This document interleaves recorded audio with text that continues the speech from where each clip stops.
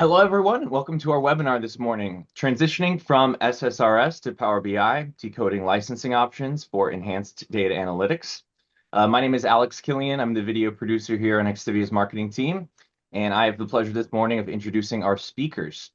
We have Senior BI Architect for XTIVIA, Sid Gautam. Sid has a real passion for analytics. He spent almost 10 years at XTIVIA supporting BI, analytics, architecture, and reporting for our customers. And Sid has worked with Microsoft Power BI since its launch. He also works with other Microsoft products like SSRS and with other BI software like Cognos, Tableau, Jaspersoft, and more. And Sid enjoys spending time with his family and friends. We are also joined this morning by our Vice President of Data Management and Managed Services, Tony Salerno. Tony has more than 35 years of industry experience, with 25 years here at XTIVIA leading our virtual DBA database practice, data management, and reporting. Tony refers to his management duties as herding cats. And lastly, but not least, we're joined by Heath McCarrow. Heath has 25 years as a DBA, and he's the Senior Database Administrator here at XTIVIA, where he's served as a key member of the primary DBA team since September 2021. He is a highly analytical and results-driven professional with an extensive experience as a SQL Server developer and database administrator. And to tell you just a little bit about our company, for more than 3 decades, we've been providing a variety of expert IT services to hundreds of businesses in countless industries. And at XTIVIA, we like to say, if you can imagine the business outcome, XTIVIA can create it with technology. And here you can see some of our technology and services. Today, obviously, we're in the database space, but we offer services through all these different technologies. So please don't hesitate to reach out if you see something else here that is of interest to you. And with that, I will go ahead and turn it over to our speakers this morning. So at XTIVIA, we're just going to touch on our database services. We do database management. We do a managed service called Virtual EBA, any kind of consulting, staffing, and we also provide our database clients BI services, like from Sid here on the phone. So we've been supporting clients in this manner since 1999, and we do more than databases is the bottom line. Alex, you can probably jump ahead. So the purpose of this whole webinar is to go over transitioning from SSRS to Microsoft Power BI. I don't want to steal Sid's thunder. So Sid, do you want to just kind of dive into the next slide and mention about the retirement of SSRS? Yeah, absolutely. Let's go to the next slide. Whoop. There we go. All right, so Microsoft had made a strategic decision to retire SSRS. They will not be supporting SSRS any longer for the newer version of SQL Server. So what Microsoft is doing is they are replacing SSRS with Power BI Report Server. So your existing Power BI, your existing SSRS report needs to have a strategic decision where you will be making a strategic decision to how you are going to migrate those reports to Power BI, because at the end of the day, this is not just a process of taking something and putting in a new server. To some of the reports you'll be able to do that, but not for every single report. So you have to come up with a strategic decision in terms of how you are going to accomplish that. So the retirement, the Microsoft has already given the end of life support for this, the existing version of SQL Server. So we are going to be at least talking in this webinar about what your decisions should look like, or at least we recommend making those decisions based upon the information we have right now. I think you have more about this on the next slide about transitioning. Yep, let's go there. Yes. So what Microsoft has done right here is that they said, okay, because of the request that it is coming, the clients are making for the Power BI product to be readily available in different platforms. They have made a strategic decision to discontinue SQL Server reporting services. What they will be doing is they will be providing critical patches and everything for a while. But other than that, SQL Server 2025 is not going to support reporting services anymore. So just from the reporting standpoint, we at XTIVIA, as well as some other, many other organizations out there, have made a decision to switch to Power BI. And why are they switching to Power BI, and what Power BI provides for the organization? They will be discussing that, as well as we'll be discussing, okay, what are the correct licensing choices that you guys can make. So, Sid, do you want to? If I can just jump in here Please quick. do. Just to kind of summarize where we're looking at, where we are, and what we're presenting here is we all recognize having data for making decisions, frequently being able to provide that information in as close to real time is important, not just for the business users, but for those that are possibly developing and applying technical expertise. With SQL Server 2022 and 2025, there's a paradigm shift from where we were and how this reporting was taking place to where it is now to where it's going to be going. And so that's where we're talking about resource-intensive query extraction for seamless, near real-time cloud mirroring using something, for example, Microsoft Fabric. The intent here is to promote embracing the hybrid architecture so that we can eliminate or at least minimize the friction between whether it's transaction processing or analytical reporting so that we can unlock immediate, highly AI readiness and operational agility. Basically, what we're trying to do is we're trying to break away from the things that have been holding us back, whether we're a developer, whether we're a power user, or an executive. And for the rest of this presentation, that is going to be where the focus will be going with this. But just to kind of summarize what that call to action really means. That was great, Heath. Thanks. Sid, on the next slide, I think you want to touch on the migration strategy a little bit. Yeah, so let's talk about the migration strategy. Every organization out there that has SSRS, they understand that they have a lot of dependency within their organization for delivery of this report, right? So there are some organizations that have hundreds of reports, some of them have thousands of reports, right? So what is the correct way of migrating these reports to Power BI? So first of all, one thing that we definitely recommend is to find, okay, which are the reports that you are currently getting utilized, right? So like there might be a report that has been developed 20 years ago, still sitting on the reporting server. However, they are never getting executed. It's just sitting there and just getting maintained, which obviously takes a lot of resource, and it takes a lot of just manpower just to maintain these reports, because everybody knows editing SSRS report, it could be a very tedious process, because within SSRS report, you have sub-reports, you have your charts, you have your tables, and just a painful process of editing these reports and just finding out where the parameter mapping are taking place and the linkage between your main report and sub-reports and how the tables are built.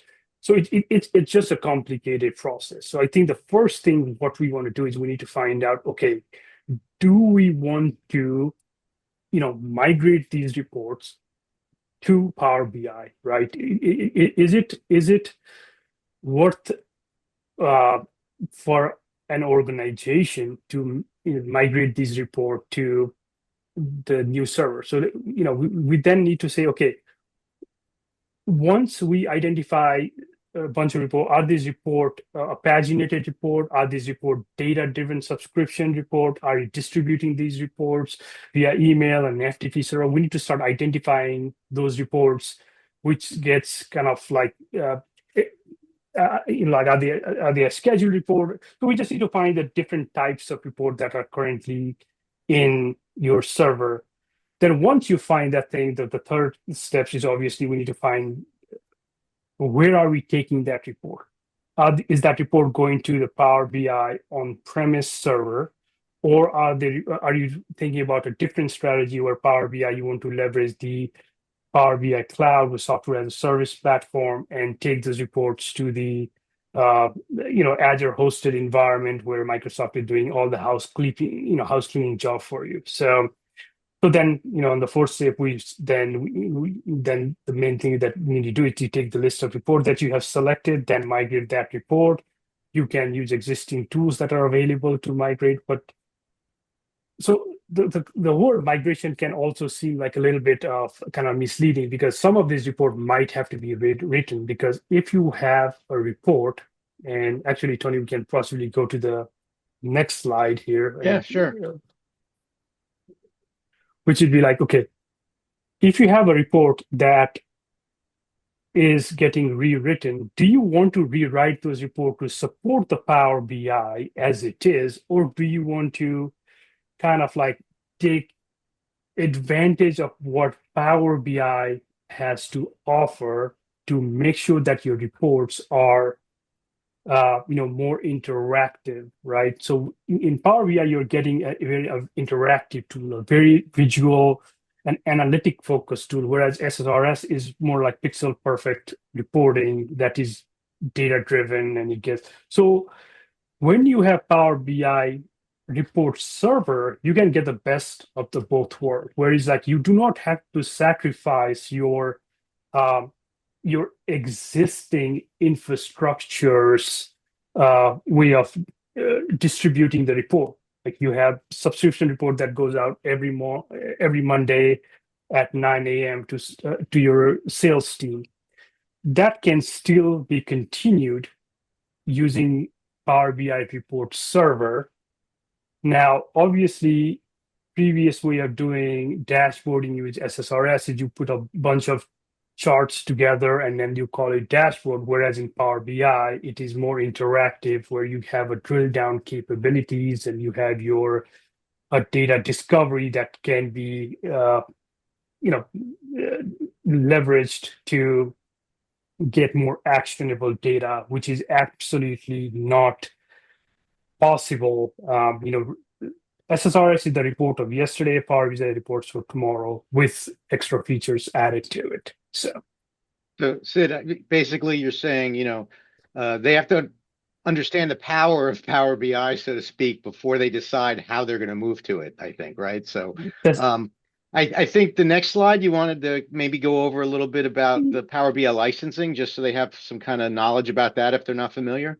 Yeah, absolutely. Let's go to the next slide. So I think so Power BI comes in different flavor, right? So first of all, if you already have SQL Server Reporting Services on premise and you are still considering because, and this could be for any reason, you might be like because of HIPAA restrictions, or it could be some organization that deals with Department of Defense or what, or for any multiple reason that you are hosting your own server, then you have a choice to either have Power BI on premise, even today, or you can have SQL Server Reporting Services. But SQL Server is getting retired, so we are obviously going to say, okay, what is the benefit that Power BI provides over SSRS, and what type of licensing options are.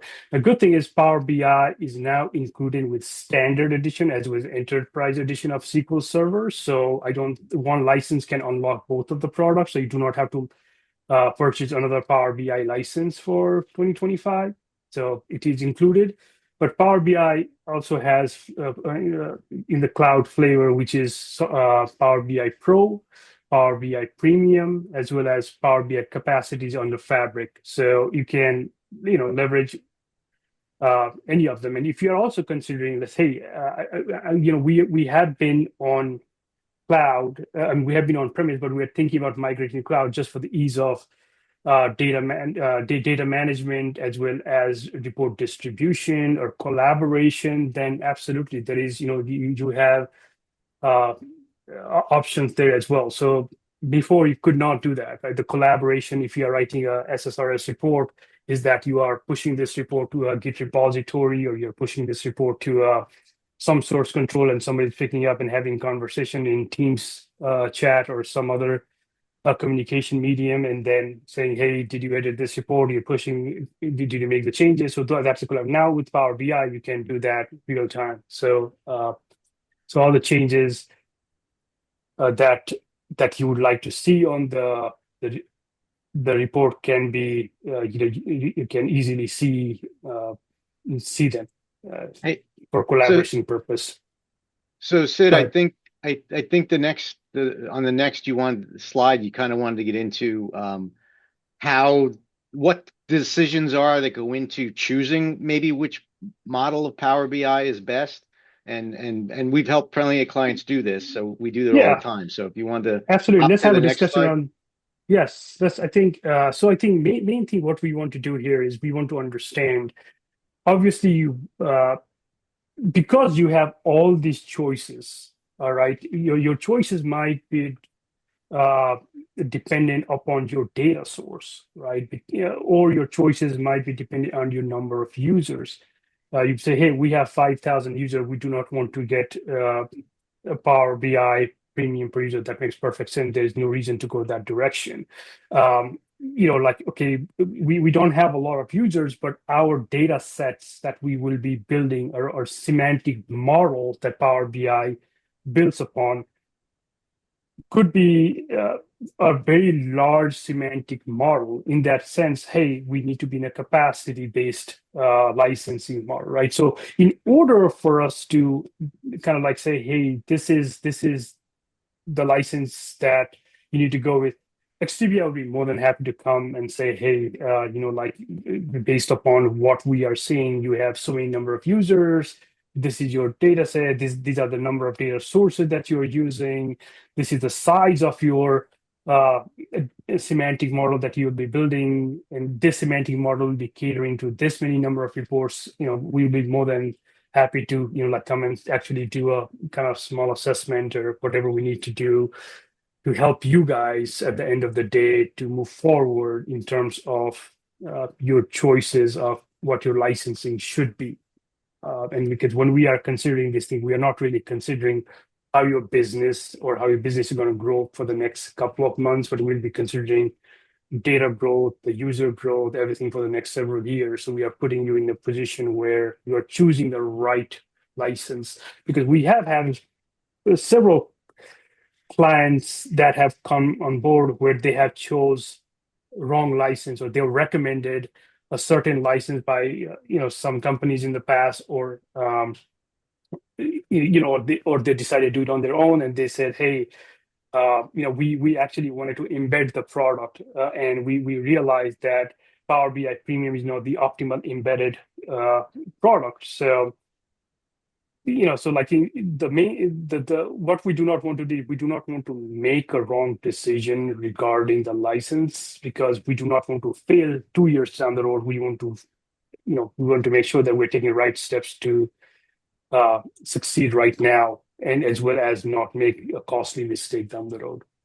So Sid, it sounds like the choices have to be made now, but for licensing. But there's some other critical considerations that go into the migration that it all comes together. So on the next slide, I think you want to dive into some other things to consider before a migration, which could impact the licensing. Yeah, absolutely. So migration is also like depending upon, okay, if you have a few reports that you're migrating from one server to the other report, it's a different story, but that's usually not the case for medium to large businesses. So does it like when you have a report that has 10 different data sets within SSRS report, does it make sense to rewrite that report, or does it make sense to rewrite a data model in Power BI, create a data model, and then use that data model to write 15 to 20 different reports that it can get the data as a data source, right? So because if you are rewriting the same thing, you're really not accomplishing anything. We want to be more efficient in terms of delivery of these things as well. So when we need to understand how the queries are structured. We need to understand what your business rules are. We need to understand how does it make sense to do a manual migration process, or does it make sense to actually, this is the right time for us to reconsider every other requirement within the organization, which could be the row-level data security as well, data governance. Do you want to use tools that are available now to better manage our semantic model that we want to build, as well as how can we optimize at the end of the day. One of the main reason that people come to XTIVIA, they're running issue with the report and the performance of the reports, right? So we need to think about the report optimization, because we are trying to improve our reporting architecture here. We're not necessarily just trying to just copy and paste something to a different server. That's not the end goal here. We want to make sure that we are improving upon with the new adoption of this Power BI, whether it's on premise or Power BI in the cloud. And so, Sid, I think you have another slide about a little more on the decision, because it's a big decision. You want to make the right decision. So I think you have another slide on the decision coming up next. Yes, let's chat about that a little bit. So when you are looking at Power BI, you're going to, basically the choice is going to be, do you want to host the Power BI, or do you want to let Microsoft do its thing, right? Which is basically take the housekeeping job away from you. And just give you a product that you don't have to maintain. And that comes down to an organization level decision, where we can actually come into an assessment, and based upon the assessment, we can say, hey, you have certain number of reports, you have certain number of users, and because of the compliance reason, you have to be on Power BI report server. Now, if you have few reports or you have few users, we obviously recommend like a Power BI Pro or Power BI Premium, and build a semantic model based upon that, and just kind of like the one size fits all approach is not going to work here. So a full assessment has to be done. But rough rule of thumb is like, if you have less than 50 users and you do not have a really large data model or data source or that you will be leveraging, then you can start with Power BI Pro. But if you are part of a large organization and you have a large data sets, and you have to bring data from different sources, and it involves kind of like utilizing an ETL process of data cleansing, and as well as building a certain data model, then maybe Power BI hosted in Fabric is your option. Or if you want to have a full control of your server, then Power BI Reporting Server is the way to go. And because now you might already have SQL Server on-prem, then you don't have to pay a Power BI Reporting Server license any longer. Then you don't have licensing costs associated with it, so then you might choose the Power BI Report Server. And Sid, talking about data sources like you just were, that kind of leads right into your next slide about the data sources are going to impact the decision of which product you use. So, I mean, if we want to hop to the next slide.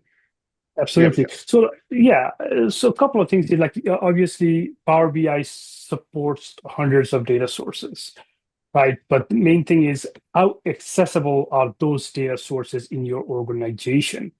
If you are required by some type of compliancy to be locked in a locked environment, then you have to be on-prem. Just then there are organizations who would like to be in the cloud, but they can't be on the cloud because of the requirements for their audit process, as well as other process that they are bound by. So Power BI both on-prem as well as in the cloud supports hundreds of data sources on-prem. Usually if you are in an organization where you want you already have SQL Server and you already have SSRS. Usually you are going to go with Power BI on-prem, but that is not always the case. There have been a lot of clients that have migrated away from on-premise to the cloud. But these are some of the sample data sources that are available on cloud as well as on-prem, but there are hundreds of them. You can go over each and every. Right. It's a lot. So, too many to name and put too pictures many of. to name.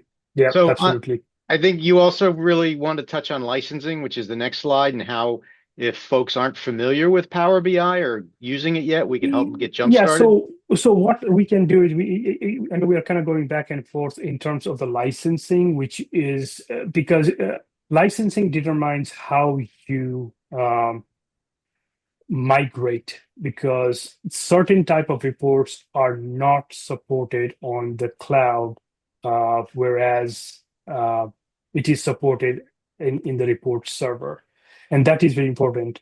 So because if you have a report that is absolutely needed and there is no other way that an organization can perform, because the restriction is that report is needed for the decision that you need to make, then you need to be on on-prem, right? You need that thing.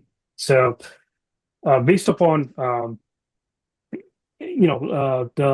the license, as well as based upon the requirement, what we can possibly do is we can kind of like start and do a small assessment and then say, hey, these are the report that absolutely requires for you to be on-prem. But then we can kind of say, okay, but we can take this report and kind of like rewrite them in a way that you can actually you can take this thing in a hosted environment, so you don't have to do all the server management role. So there is a lots of different approach that we can take here. So I think we can do I think XTIVIA does offer like a Jump Start program, so we can do like license recommendations as well as evaluations from the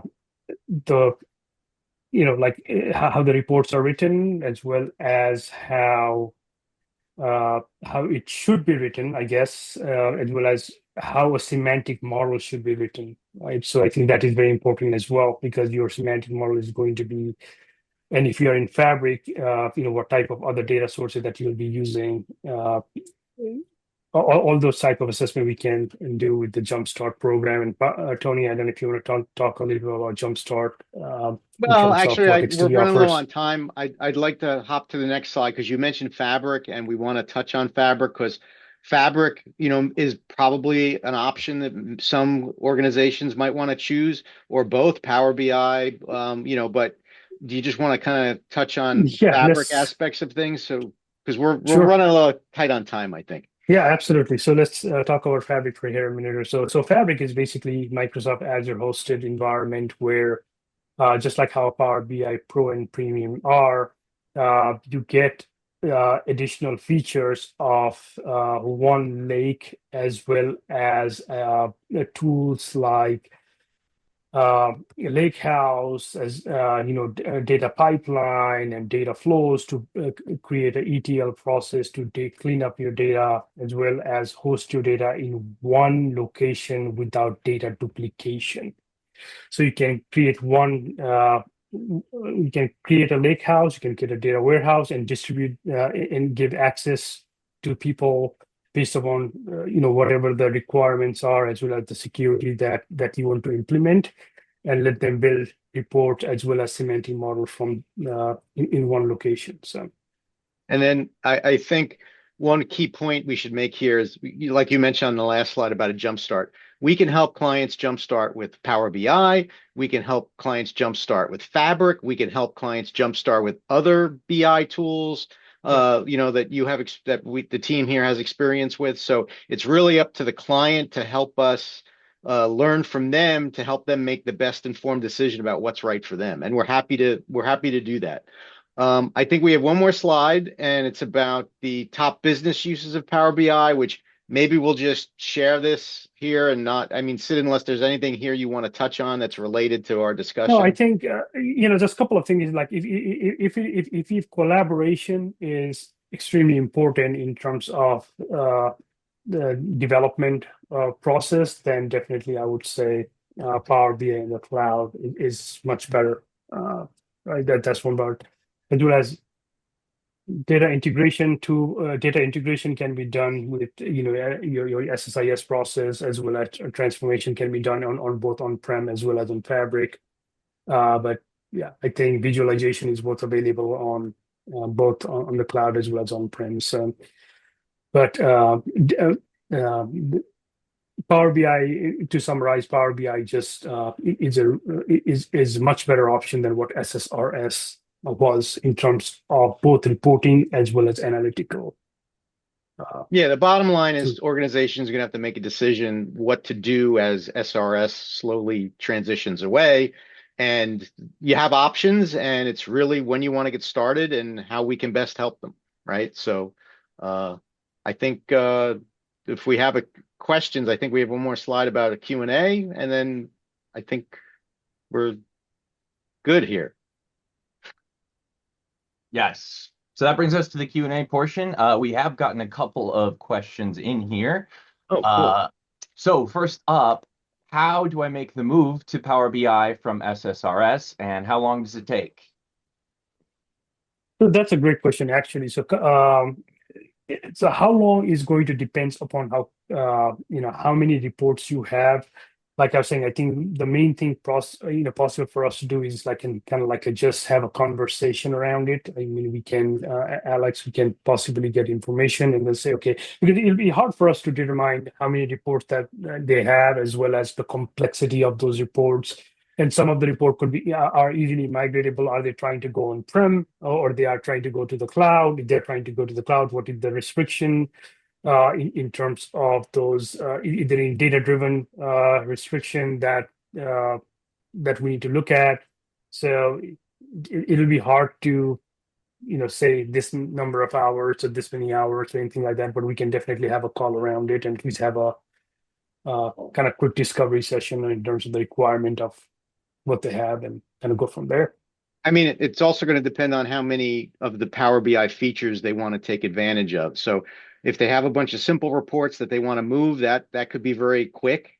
If they have a bunch of simple reports that they want to turn into like a complex dashboard, that might take a little longer, but it's something we can definitely do. It's someone like Sid coming in, understanding your business requirements, your needs, where you want to be, what makes the most sense for your business, then we can kind of, estimate it out and help you understand how long it would take. Yeah, and just to kind of jump in there, I would say, if you wanted to, you could kind of categorize these into two types. You could have a lift and shift, which would be the fastest, or you could possibly have a modernization approach. That'd be the slowest, but does provide you much better value. In that particular case, you are turning what would typically be static tables into interactive drill down dashboards. In this case, there really is no magic button, but the data, from the data perspective, you replace SQL Server stored procedure or SQL stored procedures with Power BI semantic modules or star schema. The logic, you would probably have to rewrite SSRS expressions into DAX. And replace tables with charts, slicers, and maps. As to how long that would take, you could probably say, you could categorize, do we have something that's simple?